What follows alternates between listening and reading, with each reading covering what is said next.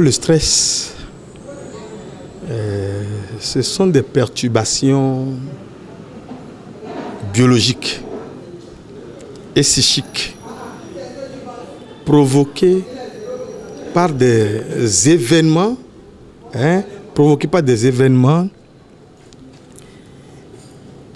qui agissent sur l'organisme de l'être humain. Donc quand on dit biologique et psychique déjà, vous comprenez, ces perturbations agissent sur l'être dans son entièreté. Ça peut être un organisme, un organe, une faculté de l'homme, faculté psychique, une faculté intellectuelle, etc. Donc ça perturbe l'homme. Je vais à l'église, par exemple, je vais quelque part et je sens que je dois manger. Je suis en retard. Et je m'empresse, je mange n'importe comment rapidement. Ça peut créer le stress après. Souvent, ne voyons pas ce côté des choses. Ça peut créer le stress après. Donc, nos activités que nous menons nous amènent au stress. Nos relations avec les autres peuvent nous amener aussi au stress si nous ne nous mettons pas dans les conditions requises pour chaque activité ou dans chaque situation. Plusieurs situations de la vie courante sont source de stress. Nous vivons cela au quotidien. Que faire? D'abord,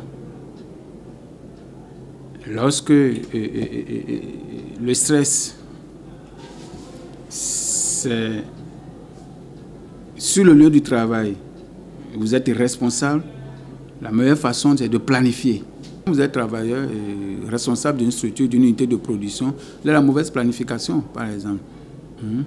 Et vous êtes surpris par rapport à l'immensité de la tâche à abattre en un temps record.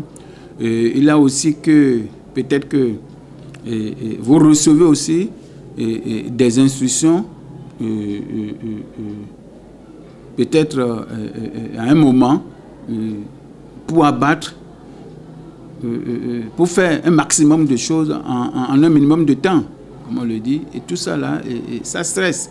On se demande, est-ce que je peux y arriver?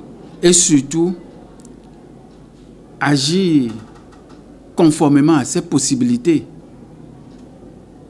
Lorsque on a des ambitions démesurées, on est stressé.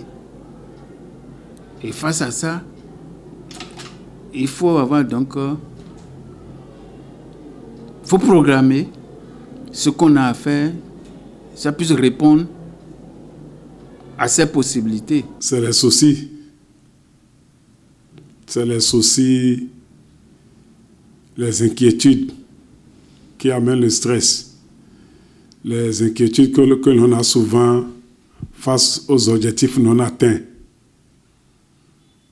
Lorsque vous attendez certaines choses dans votre vie, vous constatez que ces choses-là ne sont pas en train d'être réalisées. Les soucis de la vie, les soucis par rapport aux problèmes de la famille, des enfants, du foyer, du commerce, des affaires. Ce sont ces choses-là, souvent, qui amènent le stress dans la vie de quelqu'un. Il y a aussi beaucoup de choses aussi que, en réalité, c'est parce que nous-mêmes, nous avons souvent envie de forcer trop les choses. On force trop les choses à certains niveaux que nous sommes aussi stressés. Comme par exemple, nous sommes dans la période des fêtes maintenant.